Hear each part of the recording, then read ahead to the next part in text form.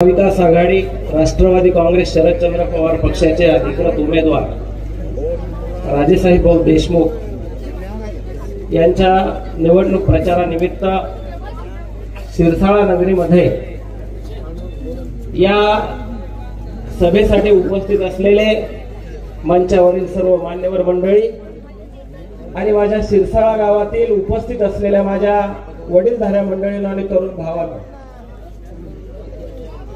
येणाऱ्या 20 तारखेला आपल्याला परळी मतदारसंघाचा आमदार निवडायचा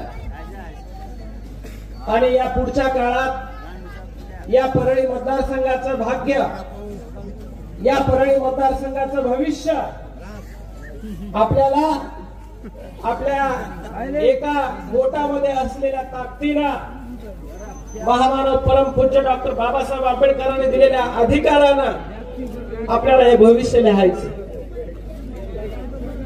आणि हे करत असताना येणाऱ्या 20 तारखेला जी मशीन आहे मतदानाची, त्या मशीनवर 3 नंबरला बटन आहे. 3 नंबरला नाव आहे राजेसाहेब श्रीकिशन देशमुख आणि त्यांचं निवडणूक चिन्ह आहे तुतारी वाजवणारा माणूस. या चिन्हाचं बटन दाबून या परळी मतदारसंघामध्ये आपल्याला परिवर्तन करायचं. काय करायचं हे परिवर्तन? काय झालं या 10 वर्षामध्ये? ज्या समोरचे उमेदवार या ठिकाणी आहेत, ज्यांनी काल परवा या ठिकाणी सभा घेतली या सिरसाळा नगरीमध्ये आणि जाहीर या सभेमध्ये काय सांगितलं की या सिरसाळ्याच्या MIDC मध्ये वर्षाला 2 प्रोजेक्ट मी आणणार. आता सांगितलंय का वक्त्यांनी की फॉरेनच्या इंटरनॅशनल 2 कंपन्या या ठिकाणी आणणार. कपिल भाऊनी सांगितलं होतं. कपिल भाऊ फॉरेनच्या कंपन्या येणार नाहीत, पण फॉरेनचे मॉडेल मात्र हे परळीला आणून नाचवतील. आणखी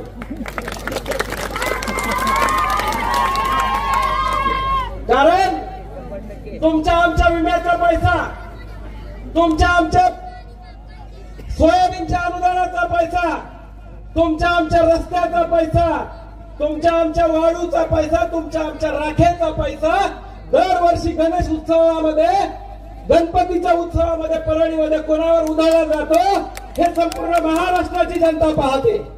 आणि म्हणून हे पुन्हा जर या मतदारसंघामध्ये होऊ द्यायचं नसेल, अरे काय सिरसाळ्याचा विकास आहे.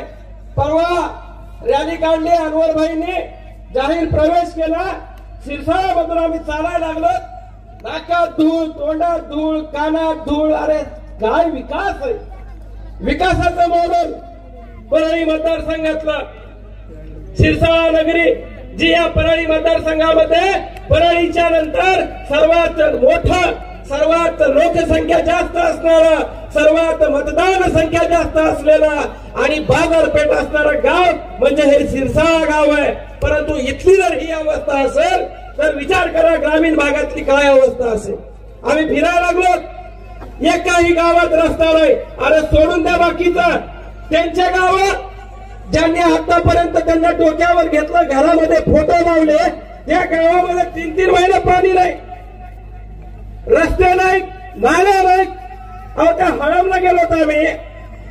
बघा, म्हणजे हे फक्त परळी मतदारसंघात होऊ शकतंय. हळमच्या मतदार बांधवांनी काय सांगितलं की आमच्या गावात घरकुल कोणाला दिलं जातं तर ज्याचं 2 मजली घर आहे, सिमेंट कॉन्क्रीटचं, त्याला घरकुल मिळतो. ज्याला घर नाही त्याला घरकुल नाही. हे आमच्या परळीचा विकास. त्या मांडेकेला एक कारखाना काढला ऊसाचा, शेतकऱ्याने ऊसच लावायचा बंद करून टाकला. अरे काय परळी. अहो ह्या पालकमंत्र्याचा पायगुण एवढा छान आहे, एवढा म्हणजे पवित्र, काय पवित्र आत्मा म्हणतात ना तसं काम आहे. ह्यांनी जिल्हा परिषद मध्ये ह्यांना पाठवलं. पट्टेगावमधल्या बहादर जनतेला जिल्हा परिषद मध्ये पाऊल टाकला. 130 कोटीचा घोटाळा. DCC बँकेत पाऊल टाकला. अख्खी बीड जिल्ह्याची DCC बँक गायब. हाय का DCC बँक? चालू आहे का? कुणाचं होतं का काय डिमांड? नाही. वर हे दुसरा पाऊल गुण. तिसरा पाऊल गुण राजकारणात सक्रिय झाले, स्वतःच्याच काकाचं घर फोडलं, बहिणीचं घर उद्ध्वस्त केलं, शरद पवार साहेबांच्या घरात पाऊल टाकलं, अख्खं पवार घरानं फोडलं, घड्याळ चोरीला नेलं, भाजपच्या दावणीला नेऊन बसविलं. आता ह्यांचा पुढचा पायगुण, कृषी मंत्री झाले राज्याचे, कृषी खात्यात 300 कोटीचा घोटाळा टीव्हीवर आहे, मी नाही सांगायलो. अरे हे घोटाळे बात या ठिकाणी पालकमंत्री ह्या बीड जिल्ह्याचे, आणि घोटाळे महा घोटाळे करून ठेवले, आणि लोकसभेच्या इलेक्शनला घोटाळे केले, विधानसभेला घोटाळे होऊ नये, बोगस मतदान होऊ नये म्हणून मी हायकोर्टात गेलो, हायकोर्टात रीट दाखल केली, उच्च न्यायालयाने माननीय न्यायदेवतेने आपलं सगळं बघितलं आणि 122 बूथ सेन्सिटिव्ह डिक्लेअर केले, सीआरपीएफचे जवान आणले, त्या ठिकाणी सीसीटीव्ही कॅमेरे लावले, त्या ठिकाणी ऑब्झर्वर आणला IAS अधिकारी आउट ऑफ स्टेटचा, ह्यांच्या पायाखालची जमीन सरकली, वाळू सरकली, संजय दौंडच्या फार्म हाऊसवर प्रेस कॉन्फरन्स घेतली आणि काय म्हणले की आम्ही न्यायालयात गेलो, म्हणजे मी, आणि या ठिकाणी बोगस मतदान करतो म्हणून आम्ही न्यायदेवतेला सांगितलं मातीला बदनाम करायले. काय म्हणले? मातीला बदनाम करायले. ह्यांच्या घरातली माय माऊली फेसबुकवर, त्यांच्या घरातली माय माऊली फेसबुकवर येऊन काय म्हणते, रावण, दुर्योधन, दुःशासन, तेव्हा नाही काही माती बदनाम होत. अरे तुम्ही या सिरसाळा नगरीत येऊन जाहीर धमकी देता कि सुधर जाओ नहीं तो मुझे सुधरना पड़ेगा. अब ये माय बाप जनते ने